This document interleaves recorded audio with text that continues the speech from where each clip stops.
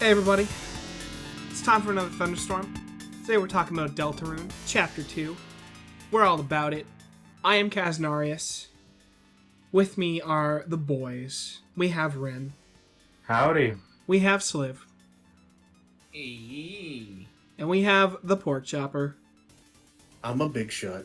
And we have the Nameless Guest. Yo. And we are all here to discuss Deltarune Chapter 2 / a little bit of Deltarune Chapter 1 because somebody didn't play it until now. Not naming names. Pork Chopper. Fuckface.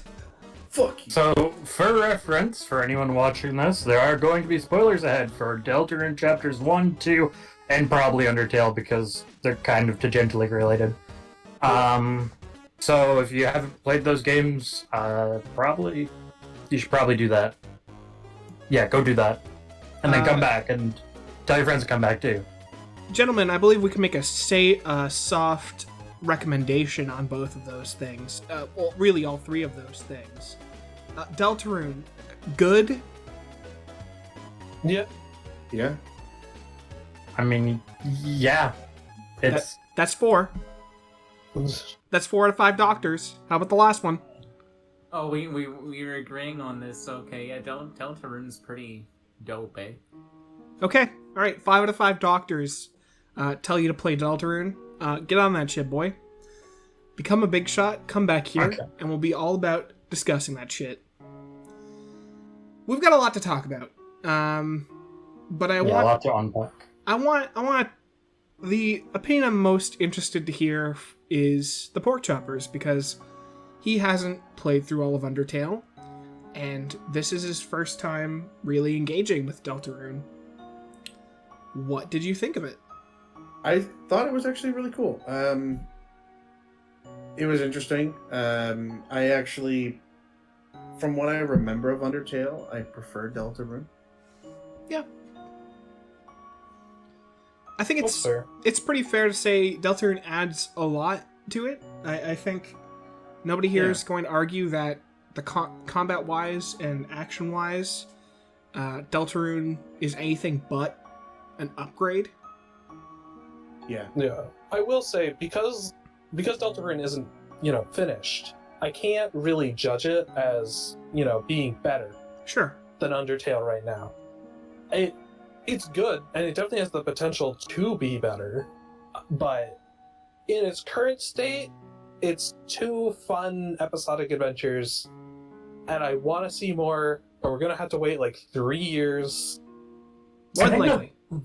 I think that's the biggest thing that's kind of hurting Deltarune, in my opinion, is like it's really enjoyable, and I really I really enjoyed Chapter 2, and I enjoyed playing Chapter 1 when it came out, and I enjoyed Undertale before that. But the gaps in between the Deltarune chapters really kind of hurts it as an experience, in my opinion. That said, I do find it kind of cool when you look at if you were to play Chapter 1 now with the Chapter 1 and 2 release compared to the original Deltarune release. It's way different, just visually in a lot of ways. Oh, yeah, definitely. a lot of character animations and stuff are way more simple in the original demo. Okay, I didn't know that, because I didn't replay Chapter 1 in this new demo. Yeah, I just looked at some footage, comparing people playing the new demo compared to, some old videos of, the Javel fight from Chapter 1. And it is way different how the animations look. There's a lot more polish in the current version that's available. Okay, good job, Toby. Not to mention, the first time around, we were all kind of sketched that Toby made us all download a fucking virus to our computers. You better not uninstall this or it's gonna break your OS, friend. God, that was so stupid. There was a point Oh, where it brother. would delete everything you saved the game in.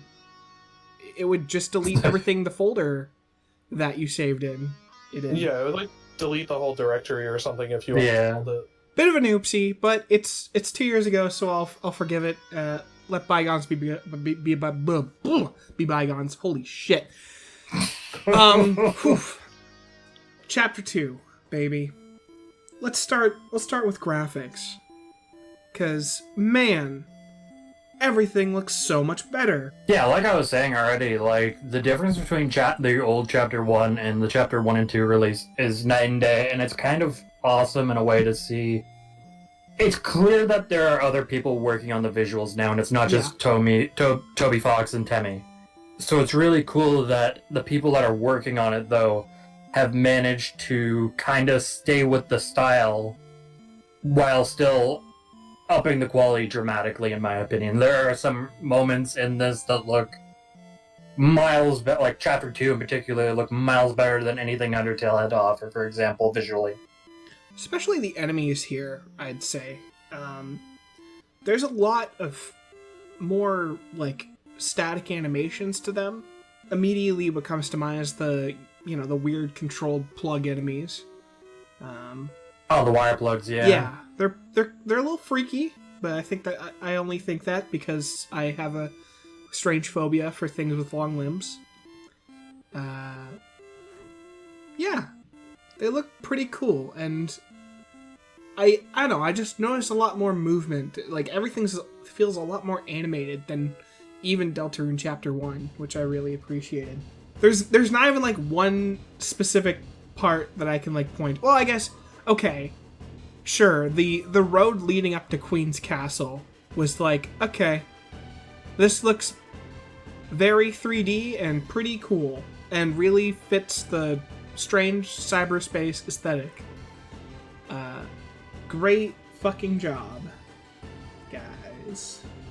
Yeah, I actually really liked the enemy design throughout this game. Because in the first chapter, they were all based on like cards and checker pieces and chess pieces, because everything in that was just the stuff that was in the room that was turned into the Dark Worlds. In this one, it's all computers, so it's cyberspace, and you have like pop-up ads as enemies, basically, and they work as They work as like mimics. They appear to be like a treasure chest, or it's more like a garbage can that you can look into, but they appear to be that, and they pop up, and they're a pop-up. And there's mice enemies. I don't really know what the swatchlings were at the end. Like, I'm not sure what that was supposed to be off the top of my head, but like, whatever. I'm trying to remember what the swatchlings even were at the moment for some reason. They were the big like butler guys that you had to change colors. Oh, those guys. Yeah, Swatches, right?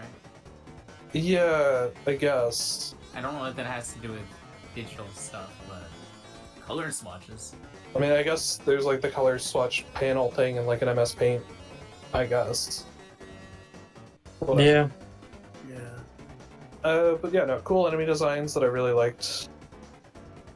Fun, nothing too weird and crazy, but like just enough that it's fun.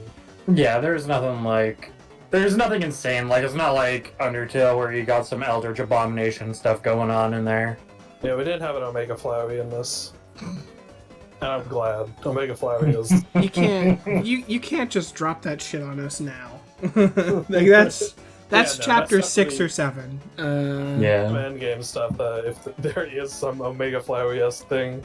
I'm excited for whatever the fuck it is, because it's clear that the talent is coming together fantastically. Yeah, no, for sure. Yeah, I will say this, kind of getting away from graphics a little bit. Yeah. I think that's basically all we have to say. But like, man, I will say this. I think the music overall for Chapter 2 isn't as good as Chapter 1's. I'd agree. I think that it has a couple highlights. It has some things that that are bangers, but like, a good example is the Spamton Neophyte. That song is like, that's like the secret boss song in the game, or the chapter. And if you compare it to Jevil or the end of Undertale, or I guess Sans for Undertale, would be like the secret boss, I guess. Well, hold on. It's not Sans for Undertale. His name is Sans Undertale. Yeah, my apologies. Sans Undertale from hit game Undertale. If you compare Spamton Neo's song with Jevil and Sans. Like, I think it's the weakest of the three songs.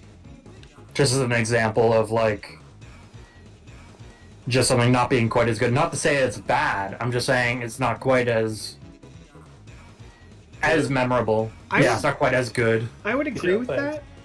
But I will say that Deltarune's as a whole is sort of interesting because it has a lot of, well, you know, what the big brain musicians would call leitmotifs, which is, you know, callbacks essentially to older songs in Undertale, which, you know, is a reference that not necessarily Porkchopper would get, but the Spamton fight has a certain set of notes, which is a callback to Battle Against a True Hero, which is the Genocide Route Undyne theme, which is really strange and seems kind of out of place, but I don't know. It also So I'm talking. Fuck you, I'm talking! Leitmotif, I was Damn. expecting it to be the Metaton Neo. Yeah, you'd think. Yeah. You can go now, Rin. Jesus. are you sure? Should I like send a picture of my hand every time I want to talk? Yeah, please do. Yikes. It was cool that there was also references to Napstablook in there. Oh, sure, yeah. And the Neo theme. So you had like a lot of musical callbacks or leitmotifs to Undertale through that one fight. And on top of it, Spamton himself has leitmotif comparisons to Jevil. Oh, yeah. Yeah. So it's all connected. What does it mean? Yeah, what does it all mean? That's that's the fun thing about these games by Toby is it's like half of it's like, you know, lore bait, half of it's like, oh, it could just be him, you know, setting up something that will never be referenced ever again. That's you know, just fodder for the Matt Pat types to speculate forever and ever and ever about. If I have to hear one more fucking theory about this game compared to Gaster, I'm going to lose my shit. I hate when Gaster's brought up ever. For reference, At this point, Porkchopper, yeah. There's less Gaster, yeah. Gaster's a character who's not in Undertale, but is like in. It's like an unused character or something, and people think that he's canon to the story in weird ways. I don't really know how it works. The game that wasn't. Yeah, something like that. There's unused sprites of him or something like that in the game code. And he looks really spooky, so obviously Yeah. Okay. he's really interesting to make theories about. Okay, so there are actually rare chance occurrences of characters appearing in Undertale that will mention that Gaster did exist. Mhm. And, like, it is some weird lore stuff that he literally got ripped apart, and that's the explanation. There is a lore explanation to why there's still references to him in code and stuff, and why it crashes the game if you put his name in. Like, beware the man who speaks in hands and what have you, right? Yeah, so there are references to him, but, like, people just take it way too far, man. Like, every time someone, like, looks the wrong way, all of a sudden, oh god, it's Gaster, he's here. Again, Like, you know it's that house in the distance in Snowden? That's Gaster's house. yeah, you know, it's simply a fun little strange Easter egg character that isn't really relevant, but you know, everything's got to be Gaster. Moving on. Holy fuck, I don't ever want to talk about that character ever again. Yeah, we're not gonna get too much into the world of theories here, I don't think. Oh, sure, but I mean, There'll be a bit, but it won't be like we're gonna try and not stretch too hard here. I'd love to hear everyone's speculation at some point, for sure. So yeah, story pretty good. I Pretty very good, much enjoyed it. It has fun characters and a fairly okay plot that has little goofy hijinks that are enjoyable to watch. Burley is my spirit animal. Yeah, you would say that. Burley is my spirit animal, and he agrees with me that mobile gaming isn't real gaming. Fucking pretentious piece of shit. True Burley- gamer.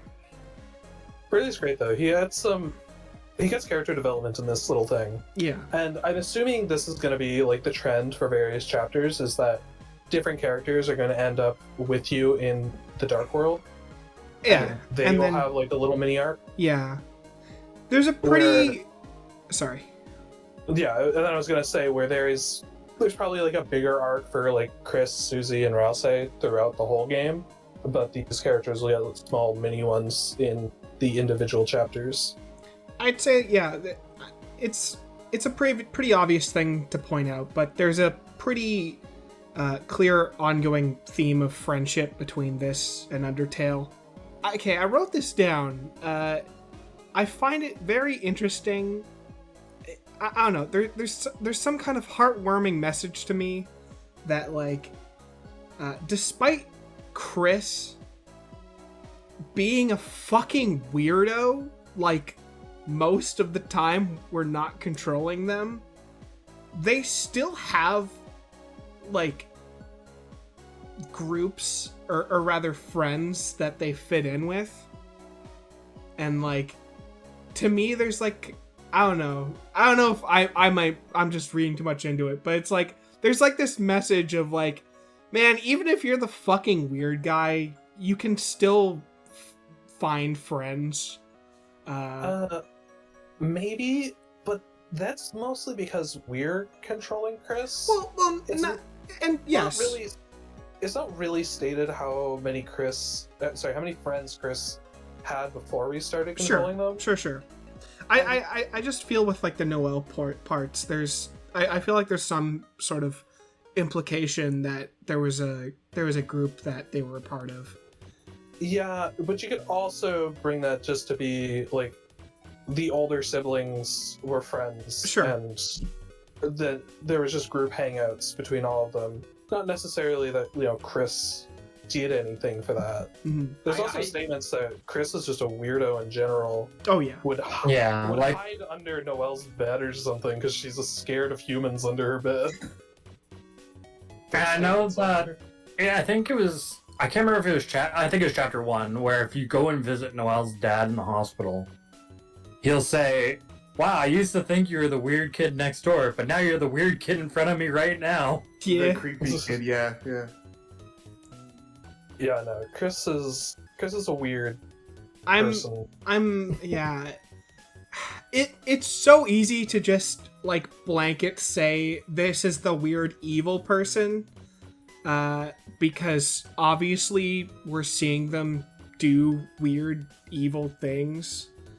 A lot of it just kind of seems like, I don't know, mean pranks, I guess. Like, I love seeing the fucking ending to chapter 1, because everyone in the comment section 2 years ago was just like, guys, Chris pulling out the knife, it's not what you think. They were just going to eat some pie. And then the first thing, it's as if Toby read that and was just like, yeah. Alright, guys, now hear me out here. But the entire population of the Light World are monsters, right? There are no other human characters yet, yeah? Yeah. It's I in the town for sure. Yeah. I don't know if outside the town there are other humans. Outside of Chris. Now tell me if I'm projecting or not. But what if Chris is also a monster? But it's the monster inside. Monster by mistake. I feel like we're getting into... This is I feel like we're getting into theory territory. This sounds like a shitty trope, like, it's the friends we made along the way kind of thing you say at the end.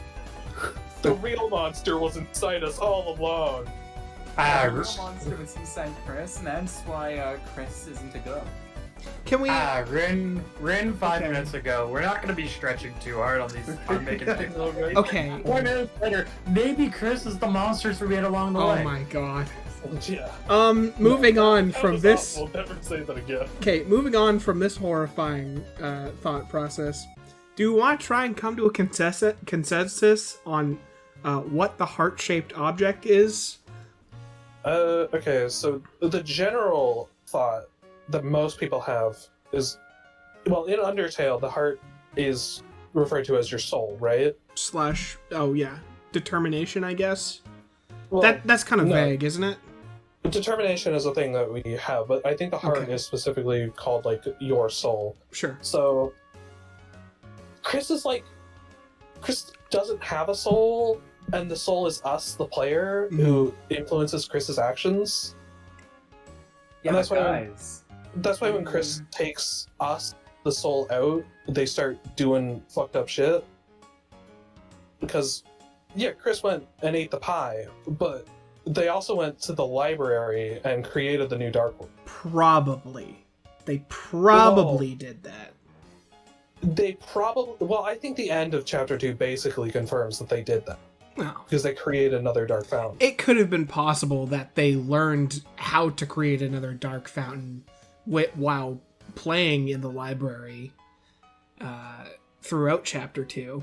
I'm not sure That if it is- was mentioned how you make a dark fountain in Chapter 1. I don't believe it Well, was.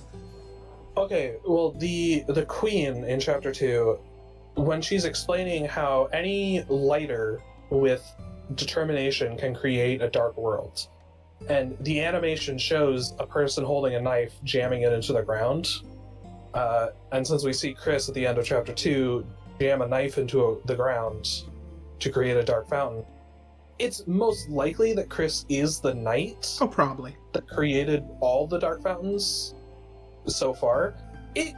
That's what it's definitely leaning towards. That could be a red herring, and it could be someone else entirely, and this is the first dark fountain Chris has made. That's true. But I don't think that. But We have Who knows? also seen characters say, like, mention the knight's dark hand or something similar to that. In some dialogue, especially, I think Spamton mentions it, I believe Jevil mentions it, the Shopkeep mentions it.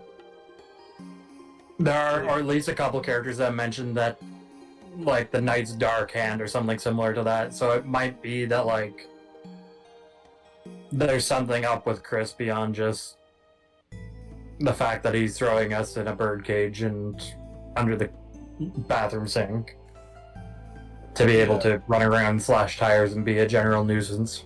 I don't like And eat being in pie. the fucking under the bathroom sink. Yeah, but guys, what about Chris removing their heart is symbolic about becoming a heartless monster? Oh my god. That Birdly icon is just getting better and better by the moment. I'm gonna just expand. I'm gonna have a Birdly icon in the video, and it's gonna expand every time you put Just up gonna a, get wider. you put up a 0 IQ theory. I swear to God.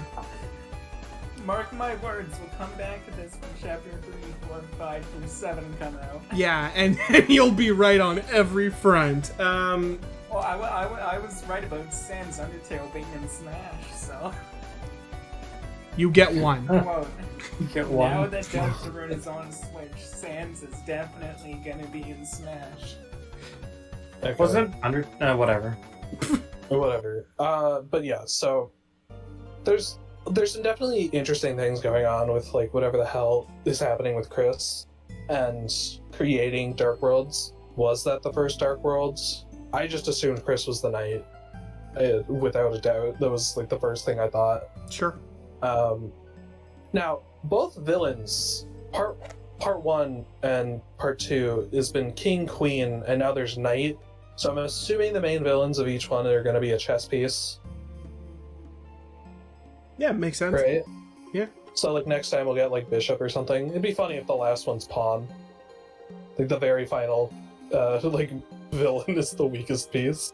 Because they have gotten weaker. Well, not really. Queen is definitely a stronger piece than king, but less important. I guess. Yeah. If we go by conventional chess piece logic, aren't there only 6 kinds of pieces? Yeah, that's what I'm thinking. Well, sorry, that's why, like, that throws that off a bit. There's gonna be a villain that doesn't have that at some point. So I don't know for sure how that'll work out. It could just be the first one was a king, so the next one was a queen, and the word knight is cool. and they just happen to be chess pieces. But I don't think that's the case, considering the first chapters all like board game pieces and cards and stuff. That would imply that it's probably the chess thing.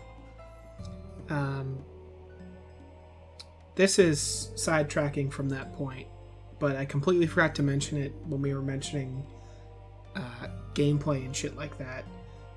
I like that everyone can act now. That's pretty cool. For the pacifist runs, people that want to do pacifist runs, and it makes sense story-wise, because now Susie is down to play ball and not be a fucking useless piece of shit that wants to destroy everything. Yeah. I also like Character how they development. learn. Bam. Why can't we just act? Yeah. It's a great moment. Why can't I'm gonna act? Just gonna do it. Fuck you. And then she forces Rousey to learn how to do it. Yeah. Yeah, no, for sure. I'm really curious to see where the story goes moving forward, because I don't really, I can't see a plot yet. It just seems like someone's opening Dark Worlds, and we don't really know why they're doing it, and I'm very curious to find out, what is the reason of this?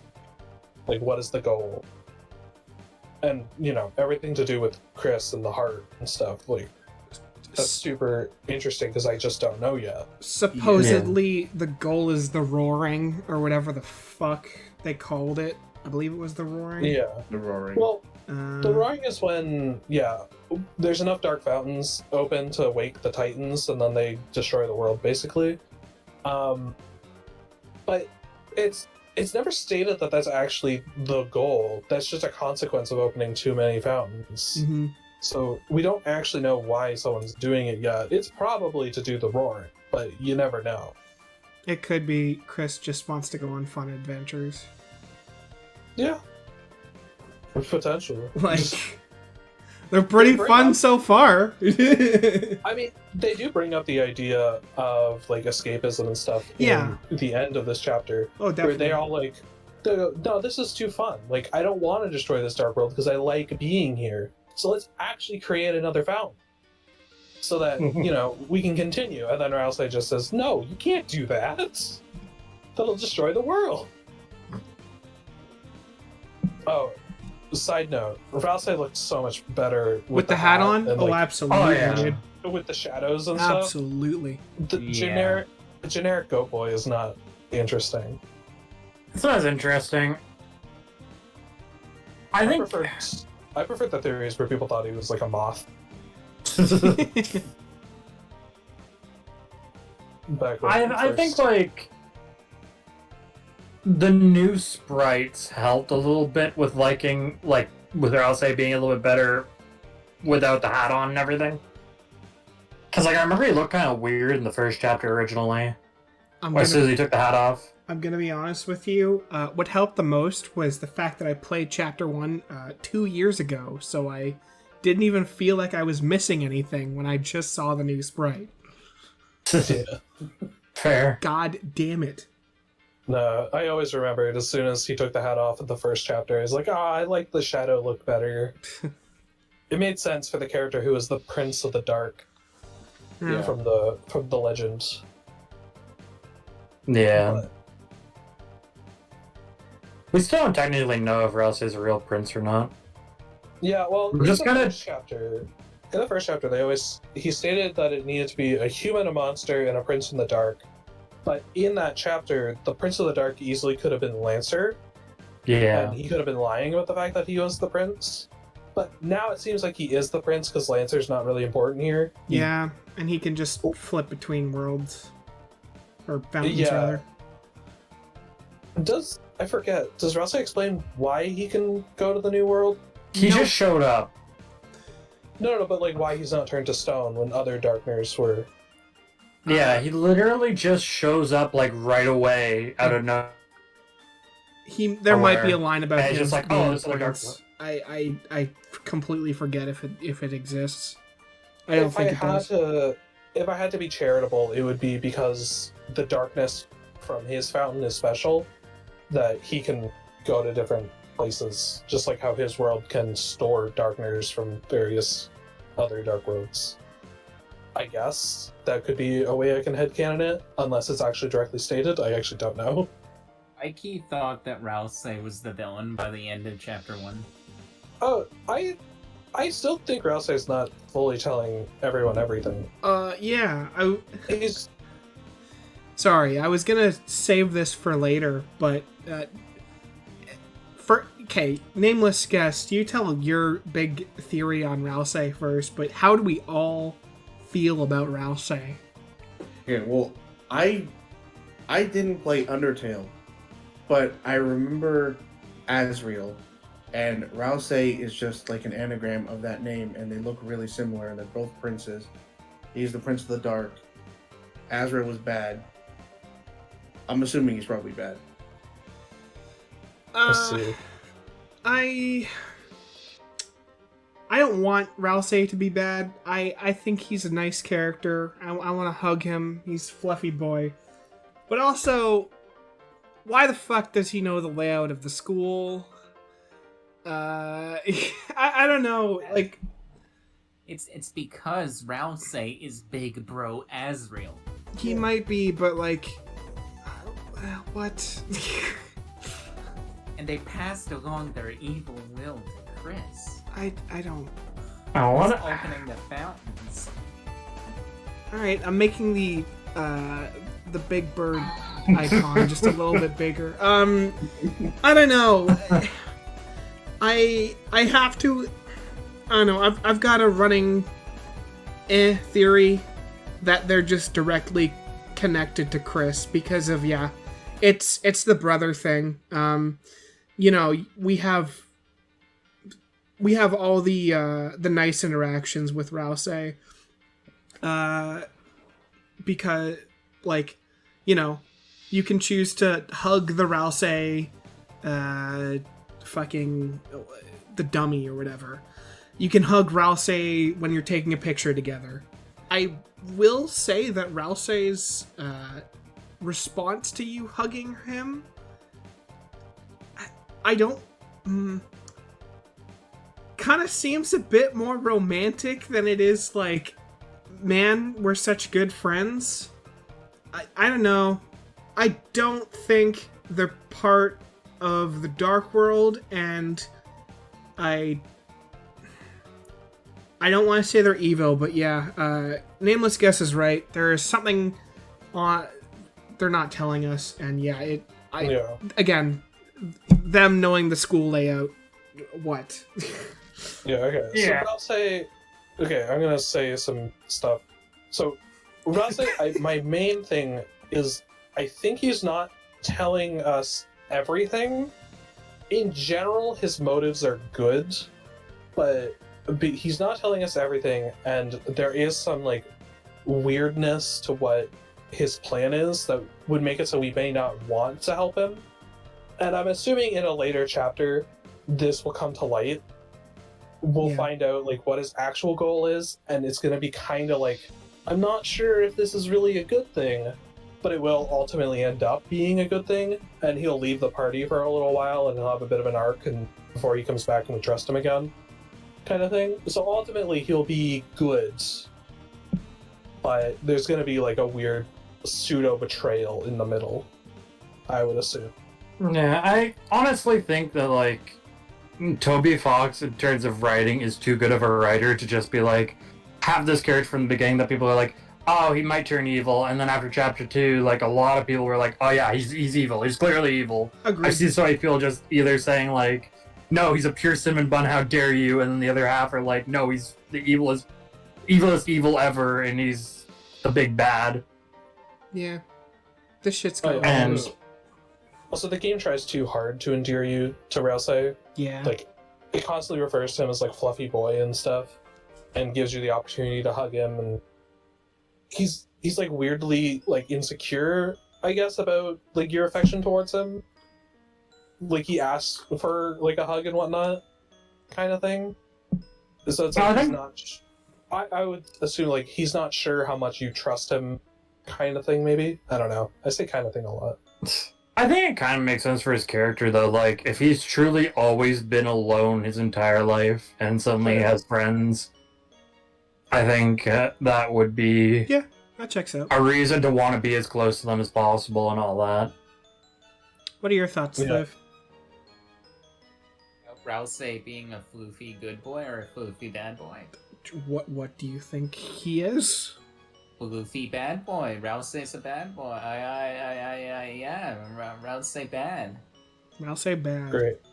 Rouse bad. Rouse Do you- evil. And that's Do you want Liv's to lock and expand? Do you want to expand on that? No. A hunch. Call it a hunch. Call it a hunch. I'm really curious where that goes. I can't really speculate anymore outside of what I generally think will happen with this character arc. So anyway, fuck Rouse. Who gives Now- a shit? Let's talk about the I give a best. shit. Yeah, completely Big brain irrelevant Rouse character. Theory. No one cares. Okay, go. Good. Big brain Rouse theory. Rouse is indeed Azrael and is going to be caught by Toriel in Chapter 3 because Toriel is obviously going to be your next partner character because the new fountain's in her fucking house.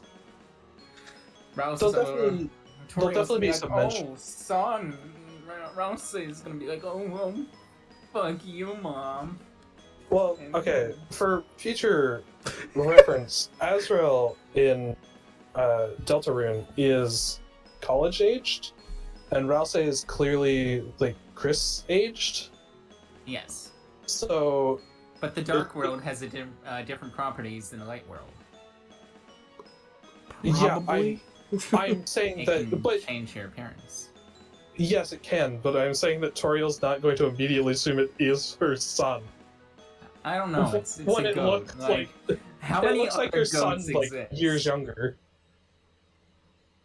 We have to So, presume yeah. there's more than just a couple goats. Yeah, who knows? Anyway, again, I said, fuck Rouse. We've talked about what there is to talk about. Let's talk about the best party member, Susie. Oh, I thought you were gonna say fucking Birdly. I thought you were gonna leave enough of a gap for me to just say, so we're still talking about Ralph. No, fuck you. Berkeley is based though. Burley Space, but he's also never a party member, so it's not part of my statement. Oh, so we're talking about Noel now. Yeah, truly. No, Susie's great. It's a fun character. Oh yeah. Where the fuck are we, Chris? We're wonderful character arc all around. Yeah, like, you can still see, like, the, like, very rough, kind of, I don't know, punkish attitude Yeah. that she has from Chapter 1. But it's definitely, like, tempered now with, I guess, friendship and kindness attached to it. And it's really cool, and I like it. Yeah. Although I will say, if you look in the span of time of the game itself, unless time works differently in Dark World, it's kind of weird to think that it's only been like a day and Susie had a complete change of character. Well, sure, but magic. I'll admit, but all character arcs are, like, doing, like, a bunch of character development in as little time as possible, generally speaking. Yeah. Like, all stories have some unrealistic levels of character development. I don't know. Unless you- Like, look at. They're in high school, right? I'm gonna guess they're in high school. If not late middle school. Okay. Look at the way friendships develop and deteriorate at that point in someone's life. You can go from one day of being like, oh, fuck you, who are you, you fucking piece of shit, like, fucking go kill yourself, eh? Jesus. To being, oh, Jesus Christ! to going to be like, hey, bud, let's have a couple sodas and go to my basement. Yeah. Breakfast club and all that. Yeah. No, that does happen fairly quickly in that age range. Sliv But just I don't really think it- wanted to tell somebody to kill themselves during this Truly. podcast, isn't it? That's a very Birdly thing to do. Yeah. That generally doesn't happen in an afternoon, which is what happened in Chapter 1. But all, like, speedy character development in that particular context is fine. It's also very episodic, so you have to do that. Yeah, and I guess you could just argue, yeah, no, the time in the Dark World was like the equivalent of a week or whatever. I don't Dude, think it's so. I it's literally all the think It's circumstances. only a few hours. It's the circumstance of being in the Dark World and doing cool Dark World shit. Yeah. You know, circumstances that changed her, and she's rad as fuck. Can't wait Yeah. to see more of she's great. Susie, and where the fuck her and Chris go next. Yeah. I like Speaking of where the fuck people are, if, this nameless guest is yeah, I was gonna complete that. continue. I was just saying Okay, that like continue. I still like that like her character gets like super angry all the time in really funny ways throughout. Like she Yeah. constantly will just in a conversation someone will start being stupid and she'll scream at them to stop being stupid. And so it just shows that she hasn't like fully flipped. She's not a totally different character than she was before. She's just nice in comparison to being an asshole before. Nice And it's and great. based. Yeah, Somehow. truly. Possible. I always, whenever there's like, you know, the gifts option, I always pick Susie. Hell yeah. It's gonna be great. I just gave my gift to Ralsei. I just fucking Disgusting. spilt Monster Energy all over my goddamn shirt. I'm I'm dead ass serious. This sucks dick, bro. Oh my god. That's your mistake, grabbing Monster Energy. At least it What does wasn't this over my look fucking like? laptop. Death Stranding? Yo, what flavor is it? Monster Energy flavored. I'm not even immersion. I can't believe you do this. It's not even Mango Loco. Come on. Okay, so I'm going fucking loco with all this Monster Energy all over my shit. Alright, let's go over the next topic, please. So guys, Catty is totally evil and or dead, right? Because Queen What the kidnapped her as fuck? well. Where did this come from? Money! My notes page. Did we play the same goddamn game? You know, like in Queen's Castle, right? How Okay. There's all the different rooms, like you have Susie's room and fucking Chris's room, Sure. Noel's room. There was one that was labeled Catty's room, but you couldn't go into it. Okay. And I'm like, oh well, I guess Queen kidnapped Catty as well. No, I think what's what's more likely is that the rooms are the equivalent of like an inbox or something, and because there's like infinite doors. Yeah. You see that that's there's true. levels above. No, because we're in a computer anyway, so it would make sense that if the doors are related to the information of people in town. It's the internet! Yeah, no, that's fine. The fuck you, Sliver. No, Get out. I'm still Catty's increasing- totally been kidnapped and or evil. I'm increasing the bird head size, just for the record, either way. Truly. Oh, man. Okay, now that the fucking Monster Energy is off of me, and the floor, I was gonna say how do we feel about the ending, but we've already kind of covered that. Yeah, but what does December have to do with anything? What? What? Wait, what? Last time we had to spell December, what does that have to do with anything?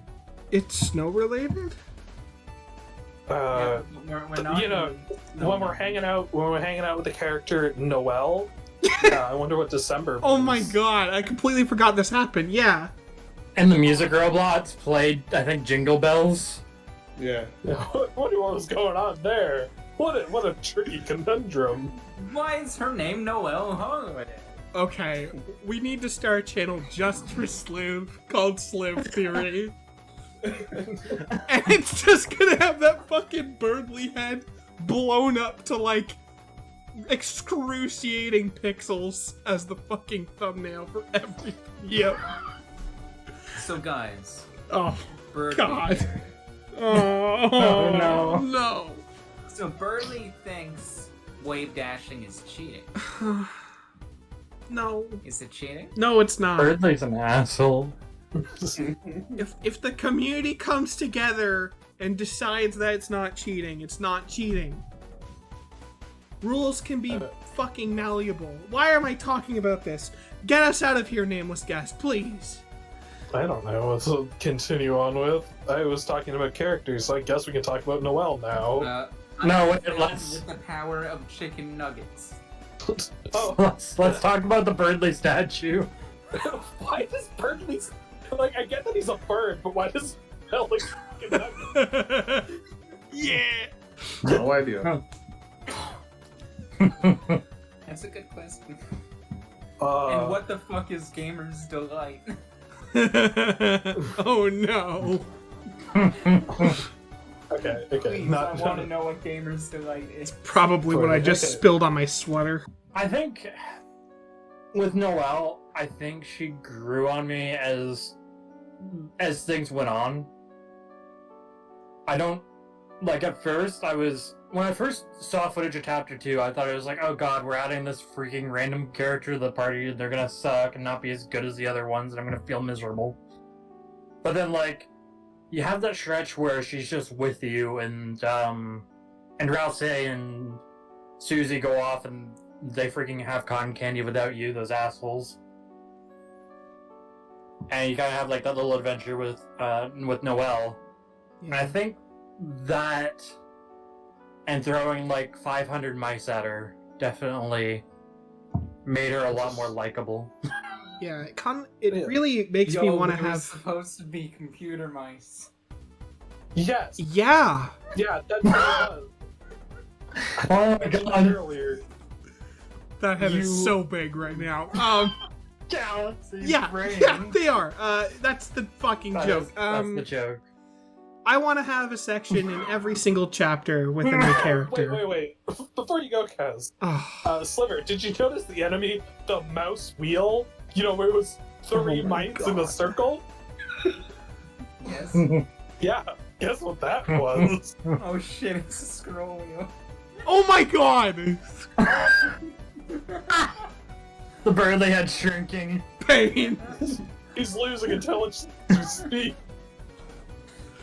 It's not like shrinking though in like an actual like scaled axis, it's just sort of flattening. Okay, anyway, what were you gonna say, Kaz? Nah, Toby's got a way of making you give a shit about the random characters you meet. It's been that Yeah. way since Undertale.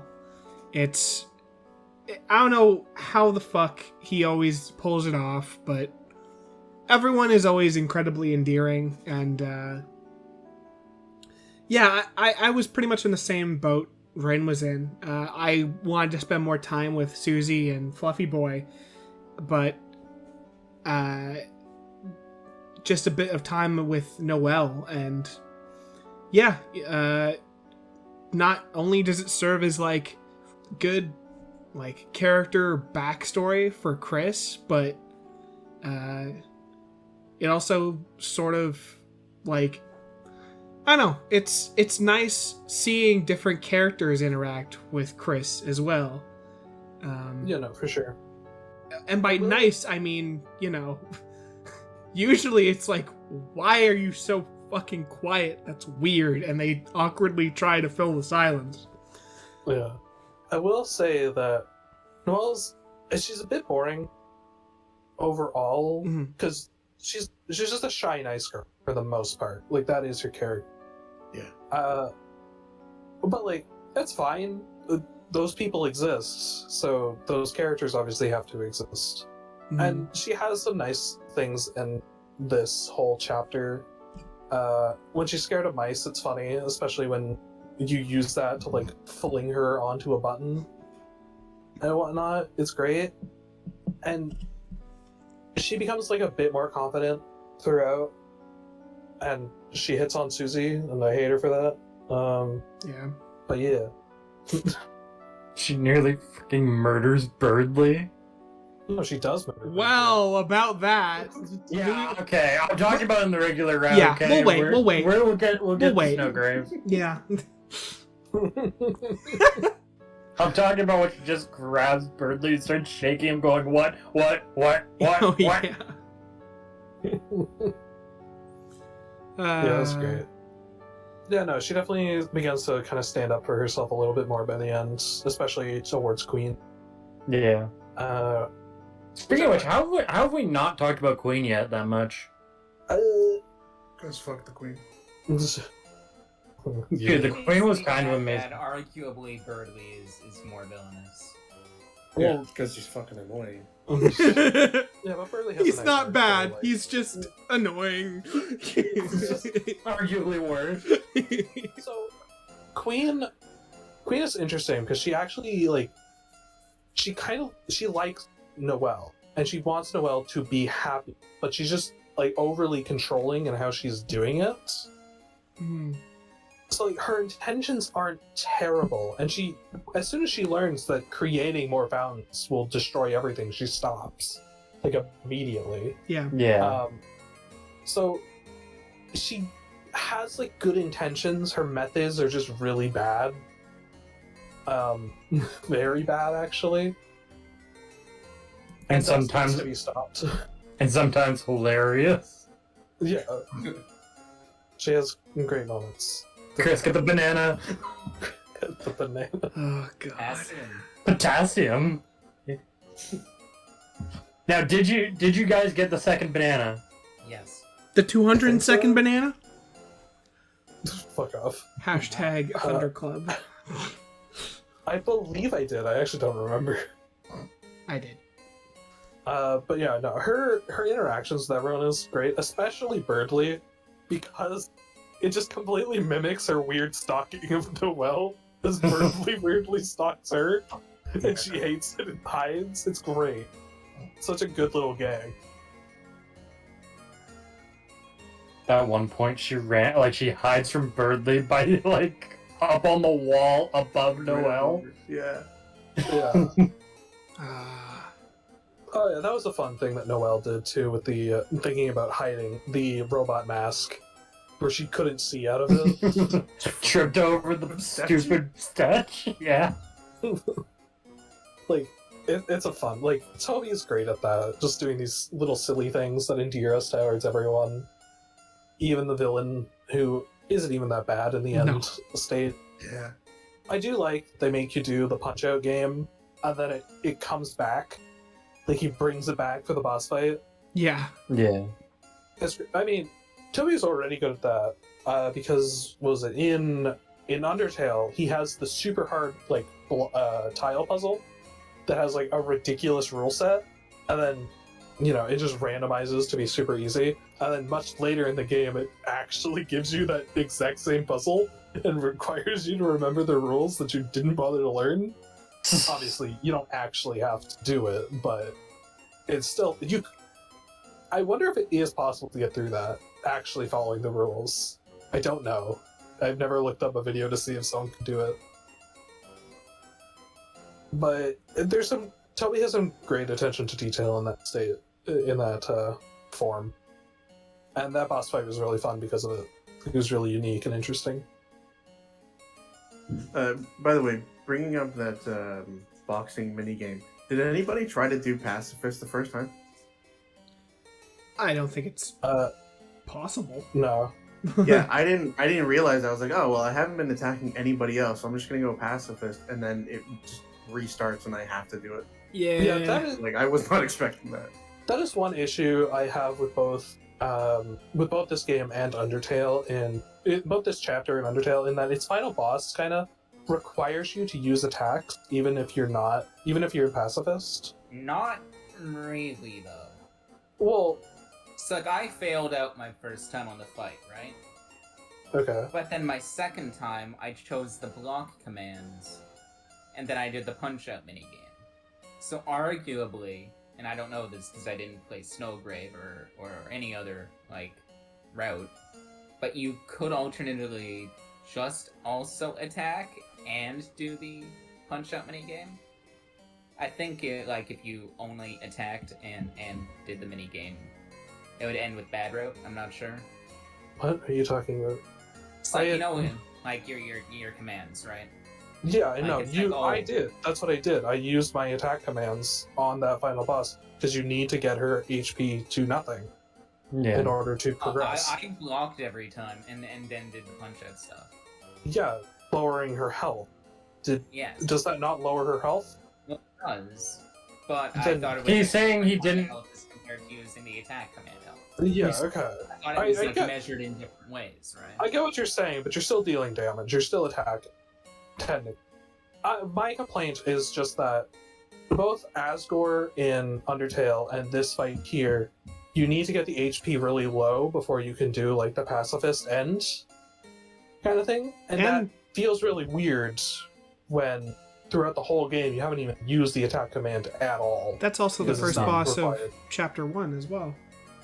Oh yeah, the first boss of Chapter 1 does that too. I completely forgot. It's been so long since I played Chapter 1. I didn't replay it. And I'm not a big fan of that. I wish there was some kind of action I could have done, some kind of act I could have done to raise the pacifist meter instead. But it's minor. I'll just have to assume that final bosses, I'm just going to have to hit them. And it's going to work out fine, because I can't recruit them anyway. They're auto-recruited, basically. Wait, who did you have to hit in Chapter 1? The big king guy. He specifically, I think you had to get his HP bar down. He would not react to acts. Lancer's dad. Lancer's dad.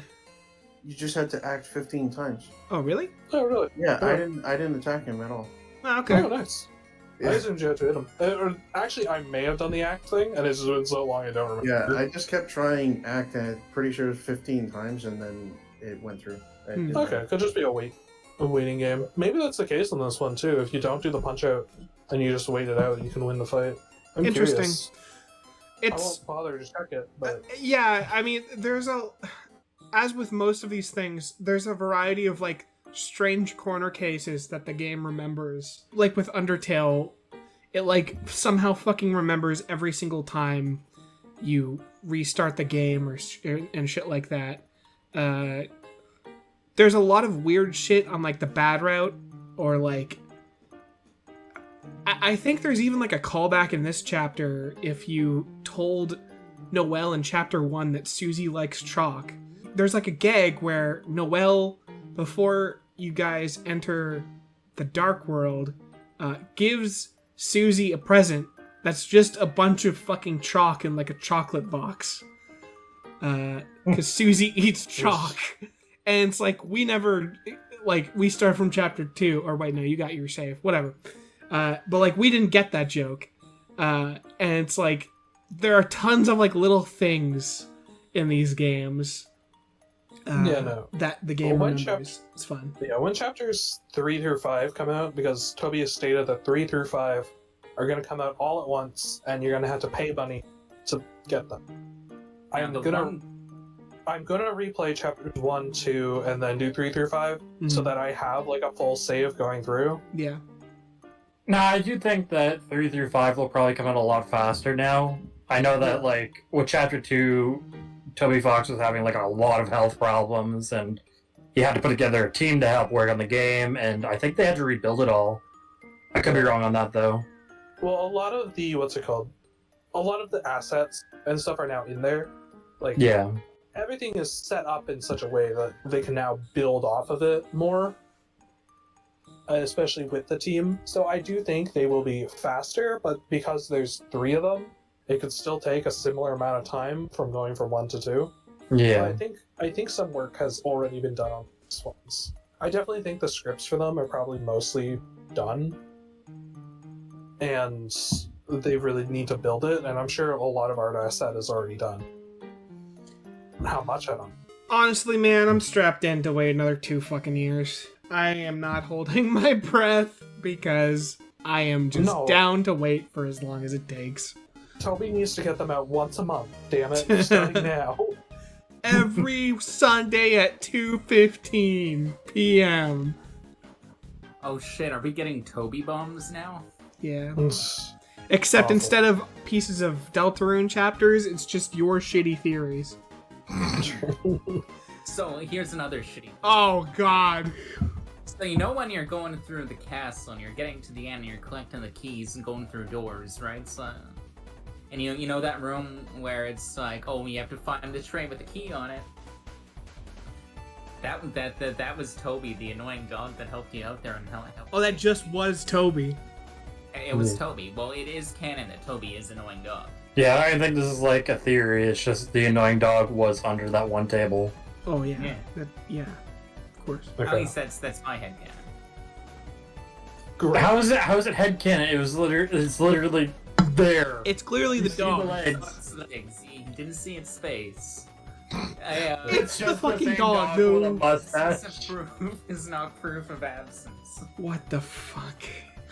It like comes out and there's just like the same dog, but it has like a flowing mullet and like an 80s mustache.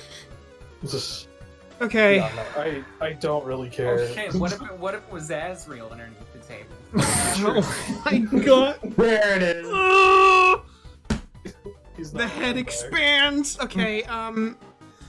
Before I lose any more brain cells, I might as well talk about the one running theme I found in this chapter. It's fair to say that there's a big theme of the absence of choice in chapter 1.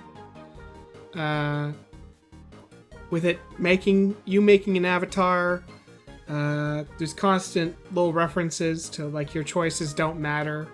The chapter sort of ends the same way no matter what. In this chapter, I kind of kept seeing this theme of manipulation.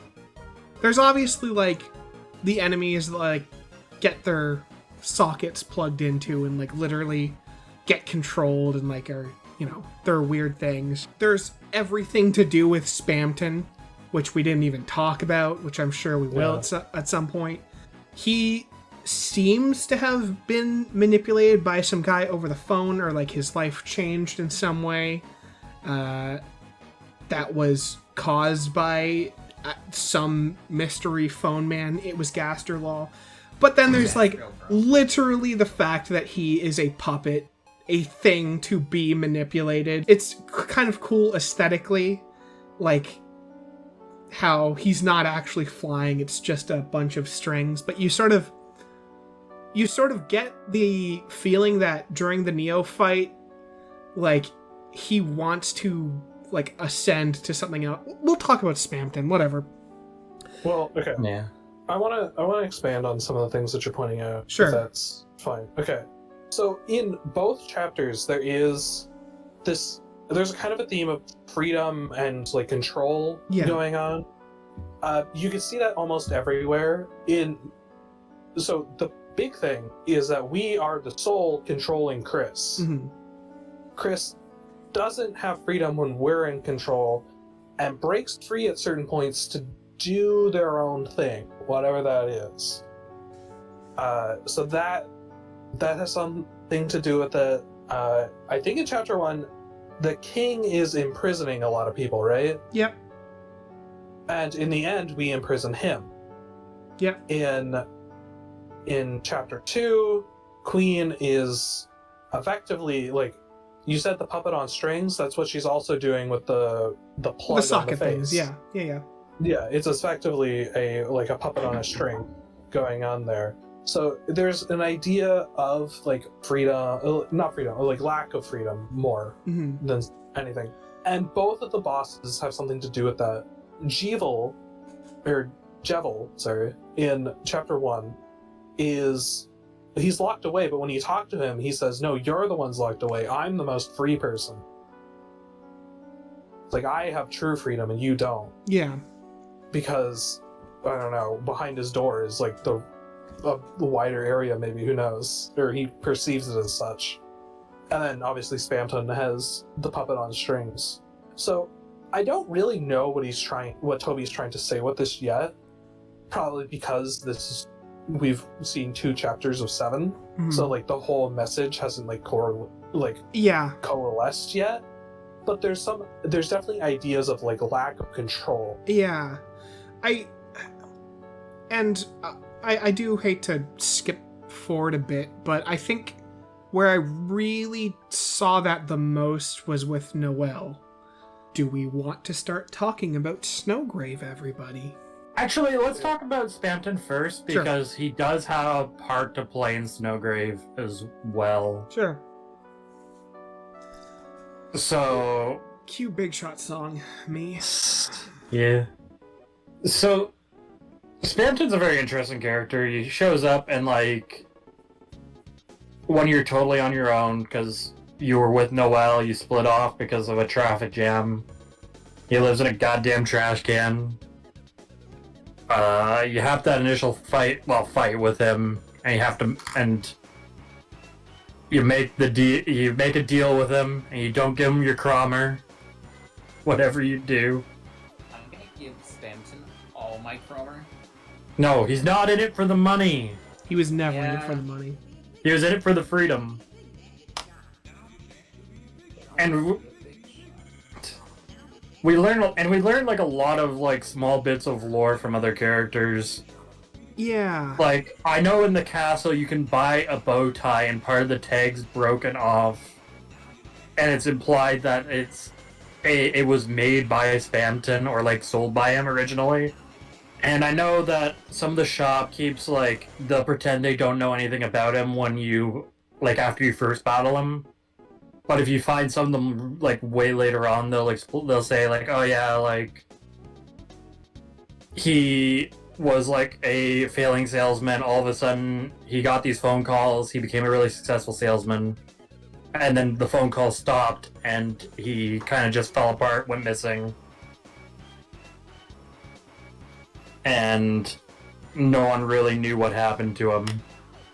I think so. When you beat Spamton and when you beat Jevil, you get like a shadow crystal or something, right? Yeah. I'm assuming that when you beat all of those and you get all the shadow crystals for each chapter, you'll fight like a secret boss that like he is the guy that was calling Spamton. He is the guy that locked up Jevil, kind of thing. Yeah. I'm not sure. That's what I Now- will assume is going to happen. Now, after you fight Spamton the first time, like the initial encounter with him at the dumpster, he'll tell you to come and meet him, and if you go to his shop and you talk to him, he'll say like, don't trust what you see on TV, and he implores the player not to trust someone named Mike. Oh, actually, Spamton is a giant like reference to like a commercial from 1997. Possibly. That's what- Okay, I get it. Yeah, it's Mike's Big Shot fucking soda. It's totally possible that it's just a reference. It's also possible that's just a fucking character Toby's going to bring up at some point. Just some guy named Mike. Yeah, who just fucks up everything. It's a character that Spamton calls Mike. For Yeah. some Yeah. reason. So yeah, Like, it's clear that Spamton, like, replaces words with other things. Like, because he's completely broken. Yeah, but Yeah. guys, what if it's coyly alluding to Mike's spin? Anyway, yeah, he definitely changes. He definitely changes what he's saying. He uses, because he always has the things in the brackets where he doesn't say the right words a lot of the time. Like, he Yeah. doesn't refer to the heart is generally referred to as a soul, but he always just refers to it as the heart-shaped object. And he wants us to give it to him for Hyperlink block. Now I can go for some hyperlink block. Seems like a fair yeah. trade, honestly. Surely. I'm shocked I haven't seen the trade offer meme yet. Oh, I've seen one. Okay, yeah, there it is. It KROMER, The- your heart-shaped object. Yeah. I can already picture it. Yeah, and so I know that. So who here's done Spamton Neo? Not me. Just you. I watched it online. You because are the I was man among being lazy. boys. Sweet, I am the only big shot here. Glad we're on the same. Congrats. Glad to be a king among men. I'm glad you're Good Asian. job, Mike. I'm not Mike. But yeah, so there's this whole thing, like, you basically have a side quest before the final boss of the chapter that you have to do. You go to Spamton's shop, and he's selling an item just called a keygen.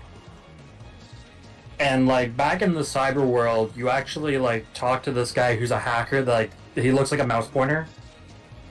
And you have to find 3 blue check marks for him. And if you give him them, he'll, like, set off some fireworks that kind of look like everyone's heads. And he'll say, I'll see you at the Queen's Castle.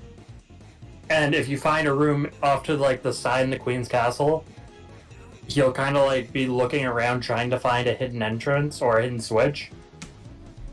And, like, what's weird is his body will change when he's like standing right in front of it and he walks back and forth through this room.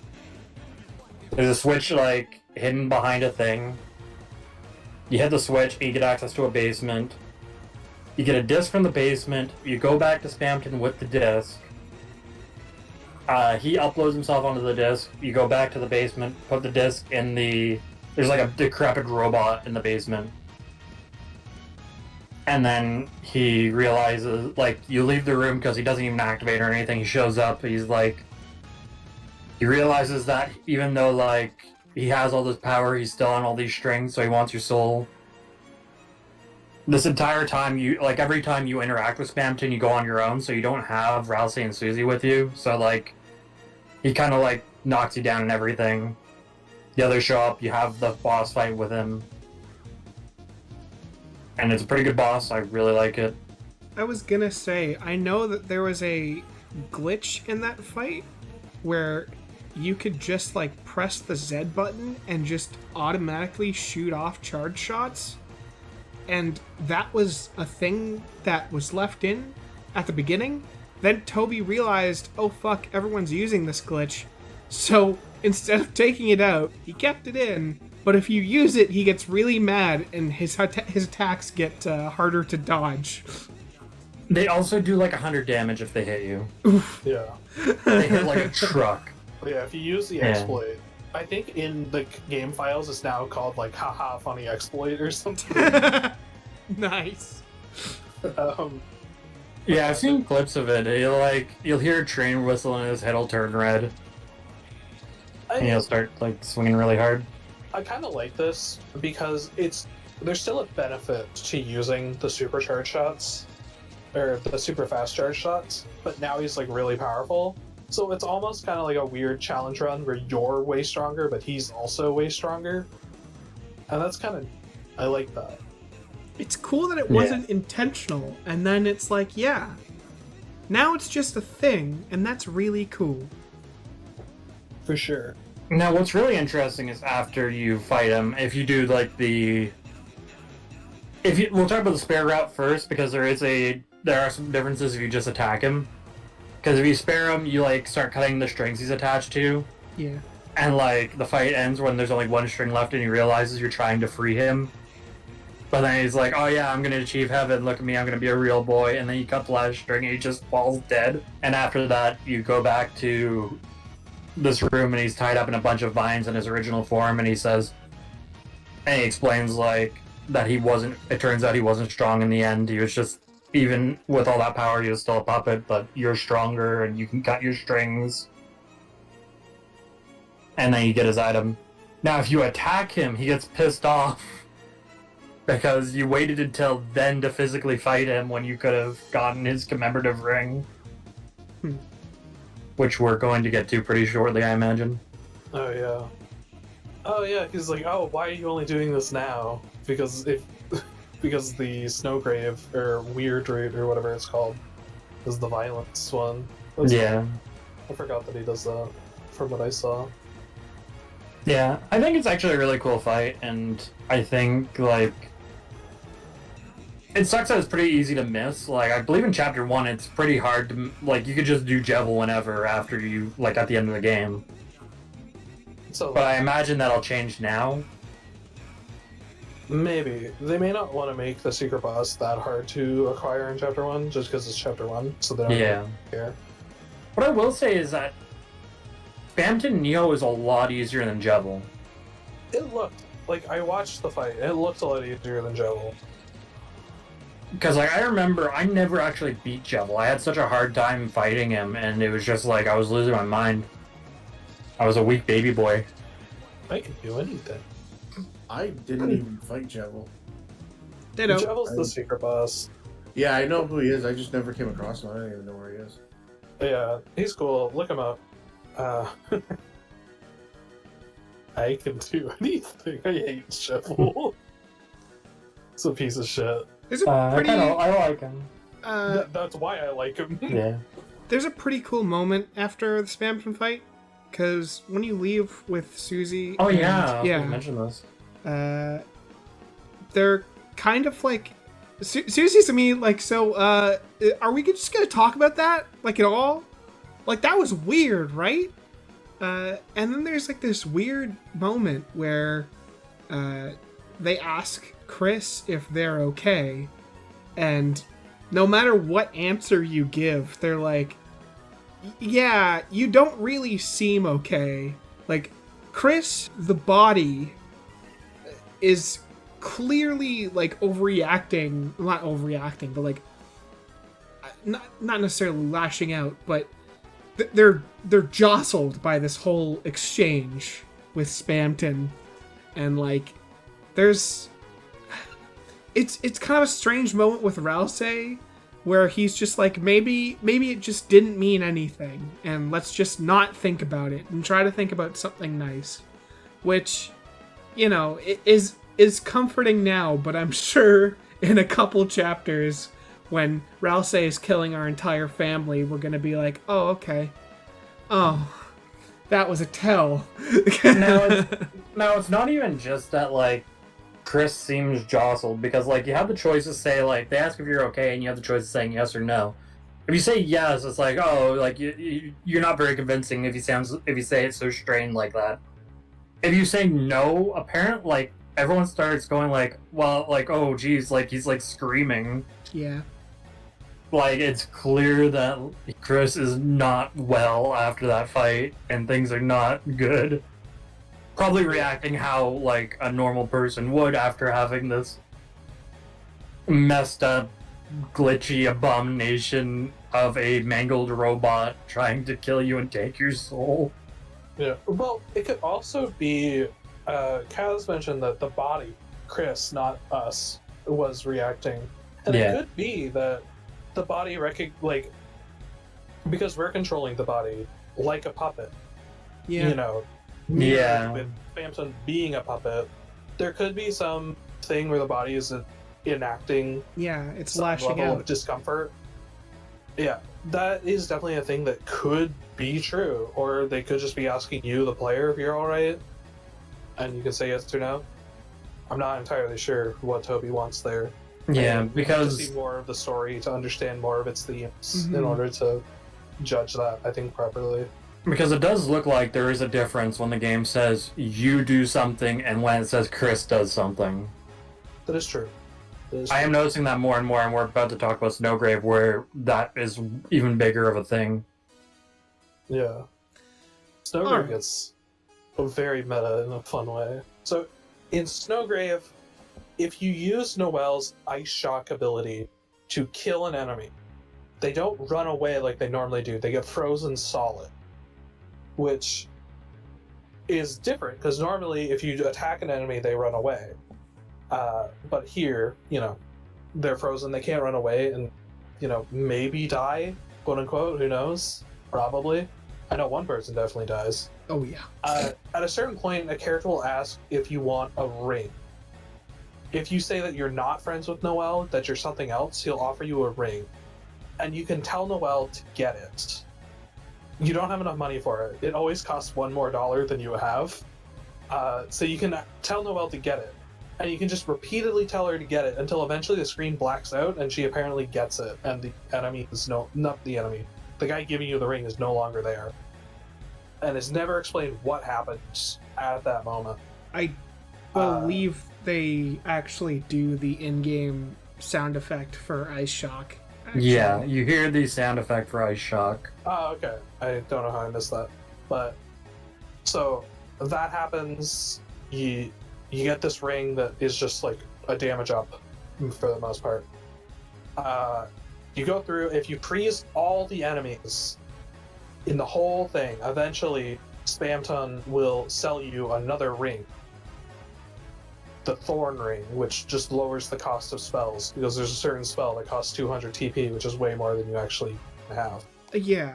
And I know there's other things. Yeah. There's other things, such as, like, the puzzles. You don't have to do the puzzles in Snowgrave. Yeah, In you kind of... In Snowgrave, you just tell Noelle to proceed. You repeatedly do it while, like, backing her into a corner. And she's, like, scared that you're gonna kill her or something. And then again, the screen like blacks out and the puzzle is solved. She does it. And she has this weird like dependence on Chris, or in this case, I guess you, the player, where she needs to like follow your commands and she will get stronger. And she gets like weirdly obsessed with becoming stronger, following your commands. And you canonically hear her thought. Yes. Like, because we can see her thoughts as the player, because we can see everyone's thoughts throughout the game. But we specifically will answer her like internal monologue question. Like she asks, like, is this all right? Should I do this?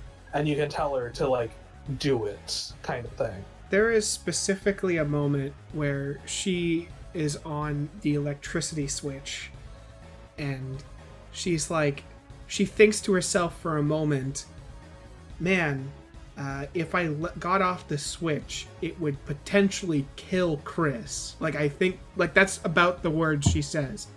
And you, as, like, the soul or, like, the player, say, that's a good thing. That's natural.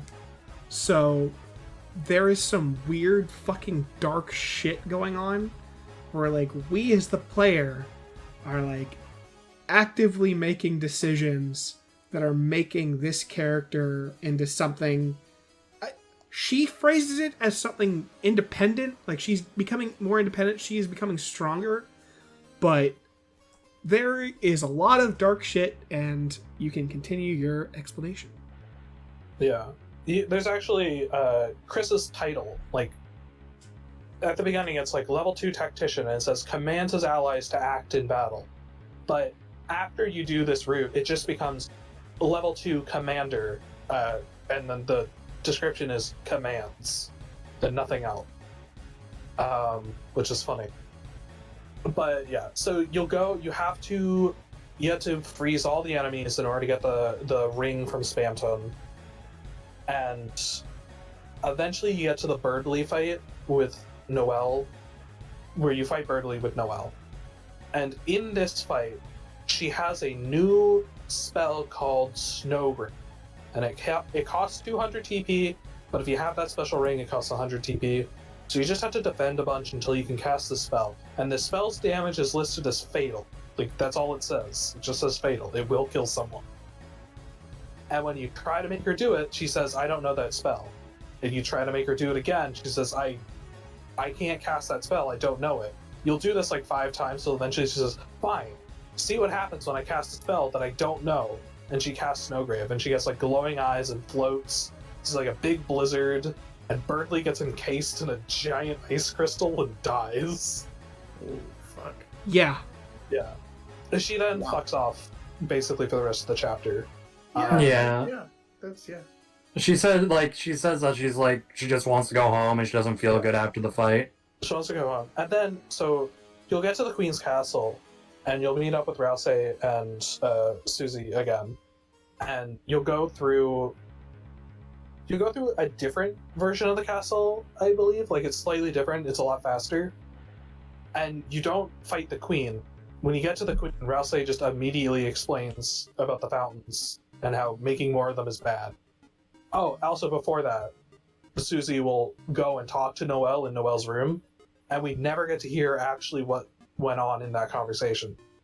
Susie does not let us into the room and comes out and says that we gotta go stop the Queen. Yeah. So we don't Although actually- for some reason she does say, I'll let you in on what happened later, Chris. Yeah, But we don't know what actually happened. we don't know what happened there. So who knows? I also, like, I was reading in that she was being a little more suspicious of Chris after that, but I'm not entirely sure, especially because of that line, which says, I'll fill you in later. Feels a bit weird. Yeah. But yeah, then you deal with the Queen, but you don't actually fight her. And then Chris alone goes to close the fountain. And when he does, it's... Spamton Neo shows up. And you have to fight him alone as Chris. So, like, it's a way harder fight than usual, because you have way less health. And you can't deal as much damage. And I don't think you can act in order to remove his strings. So it's just You like a strength also- fight. You also don't have access to the best healing item in the game. Yeah. Or the I'll best say- healing item in the chapter, at least, because you can't go into the shop because it's blocked off by, what's his name? Yeah. Rolo or whatever. Technically that's true, but you can buy bagel seeds. True, but I think those only heal 50, right? No, they heal like 120. Or Oh, okay, I thought they only healed 50. They heal like a huge amount. Or maybe Okay. 60. I don't remember exactly. But, so you gotta fight Spamtonio alone, and you'll beat him, and he just kind of dies. Because you're just doing a lethal run at this point, probably. Then you leave. You leave, and in the computer room, Noelle wakes up, but Birdley doesn't wake up. And tries to wake him up, and he doesn't wake up, and she leaves, saying that, oh, he must just be really tired, I'll just let him sleep. It's Oh, weird yeah, that that's she would fine. let him sleep in the library, but whatever. You can examine him, and I think it says something like, he's definitely not awake. That's it. It doesn't actually say he's sleeping. Yeah. So he's dead, or he's in like a coma. Maybe injuries don't transfer over, who knows? And then there is another scene, if you go to the hospital, where Noelle will say like, man, that whole experience was really weird. This is an internal monologue. I'm glad it was just a dream and that wasn't real. And then to her internal monologue, you can like tell her it was real. Doing that again, that weird thing of speaking straight to her inner thoughts.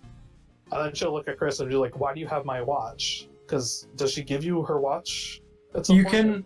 You can take her watch off her and equip it to yourself. Okay.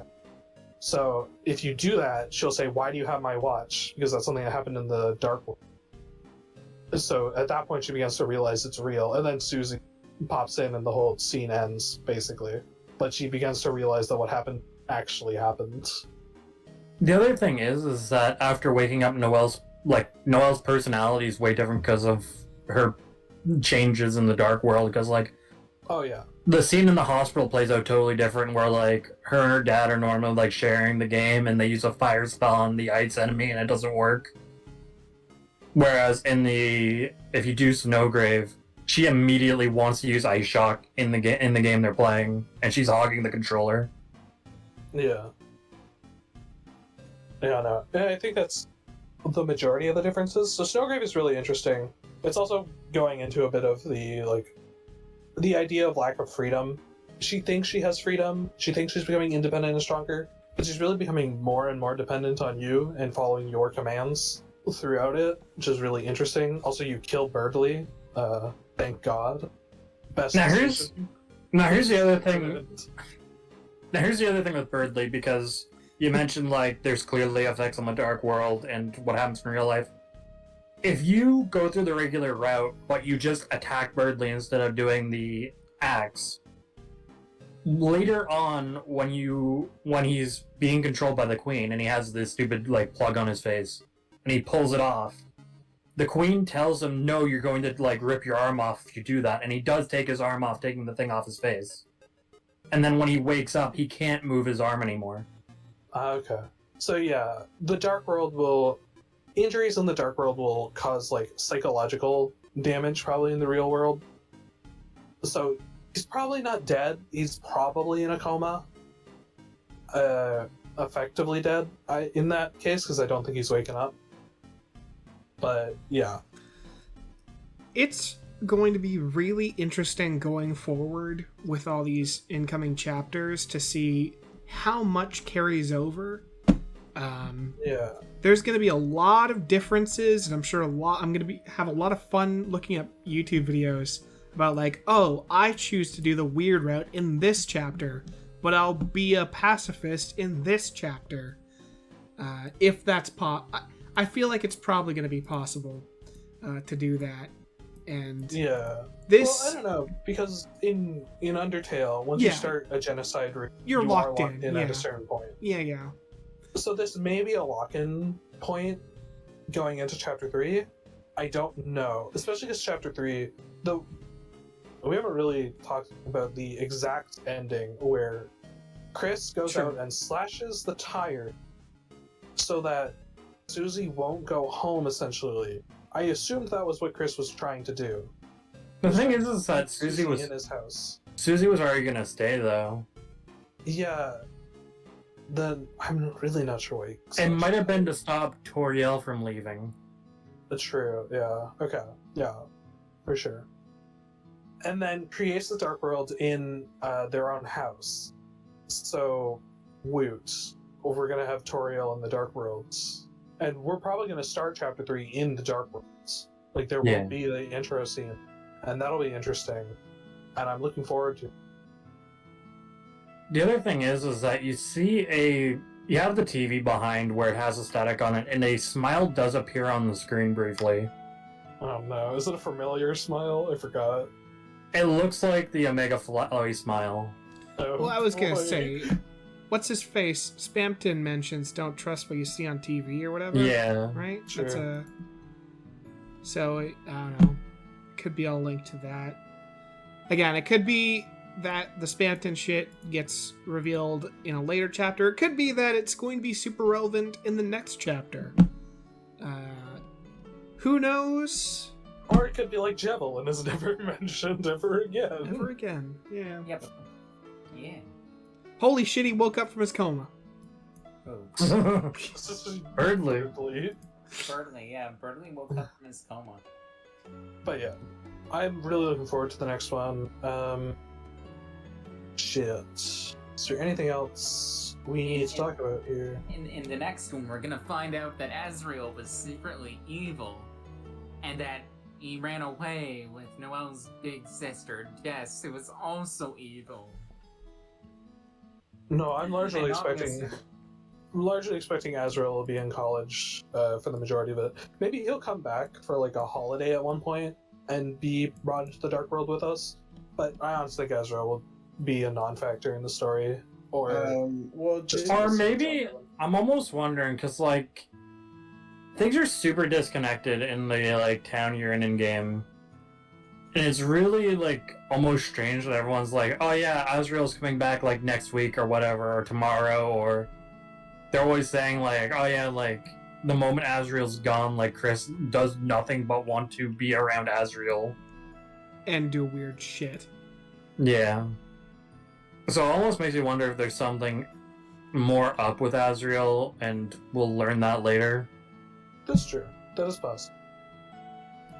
I just don't think he'll be as big a character as some people may think he will be, just because of how important he was in Undertale.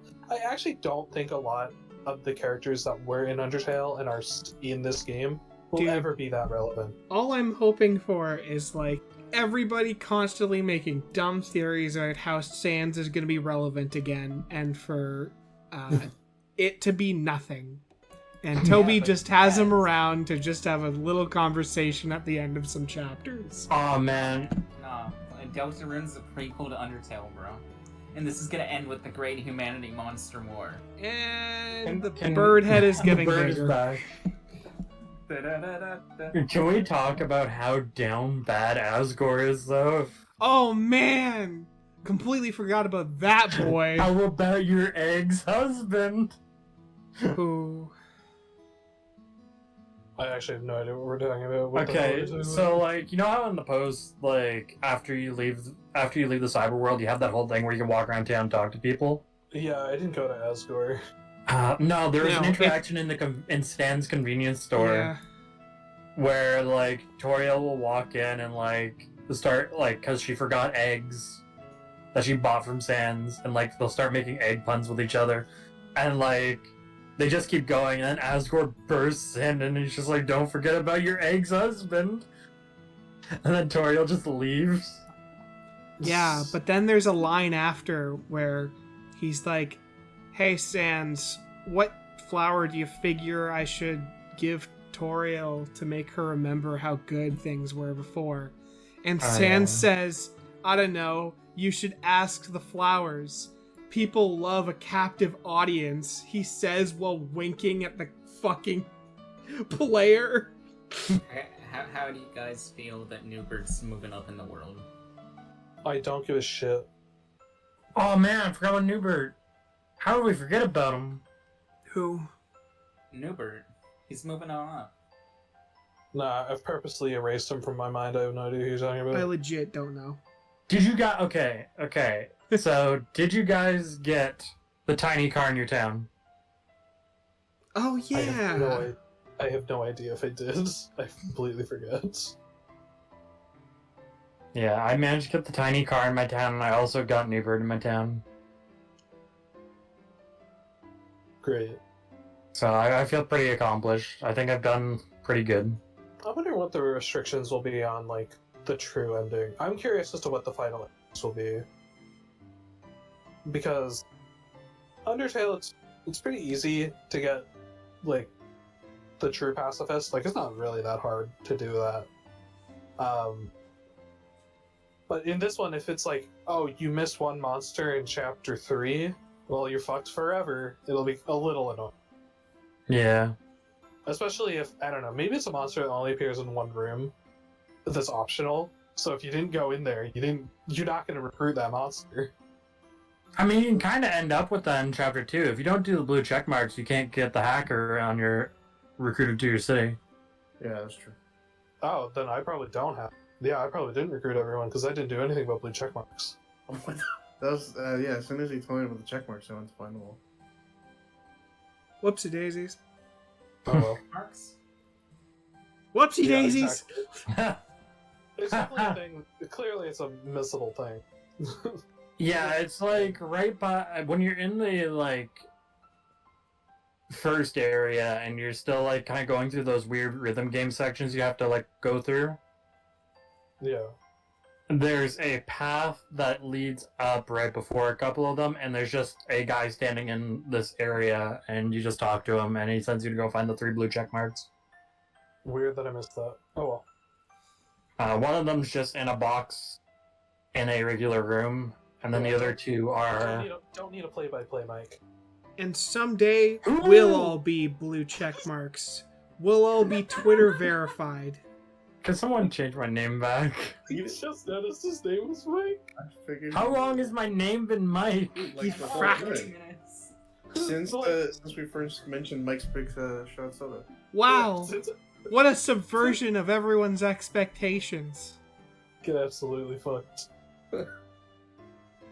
Okay, yeah. I have nothing more to really say outside of I really liked it, and I look forward to more. Yep. Yep. I guess we'll see y'all next time in the next 5 years when Chapter 3 gets released. We're gonna be graying the beard by the time this game gets finished. Yeah. I have I'm looking been forward to it. Kaznarius. With me has been Mike, J.K. Wren. Fuck off. With me has been a ever-growing and frozen Sliv. And then now, hear me out here. What if Newbert is Asriel? And with me has been the Floor Chopper. See you later. Wow, you really used your fucking time. Well, no Yeah. one else was talking very What- wisely. What do you want me to say? Huh? Oh, sorry, I Sans are the same person. No, I was, well, I mean, everyone is Sans. Everybody knows that. Yeah. And we'll see you guys in 5 years on the next Thundertale. Wah, wah. Later. When the light is running low and the shadows start to grow and the places that you know seem like fantasy, there's a light inside your soul that's still shining in the cold with the truth, the promise in our hearts. Don't forget, I'm with you when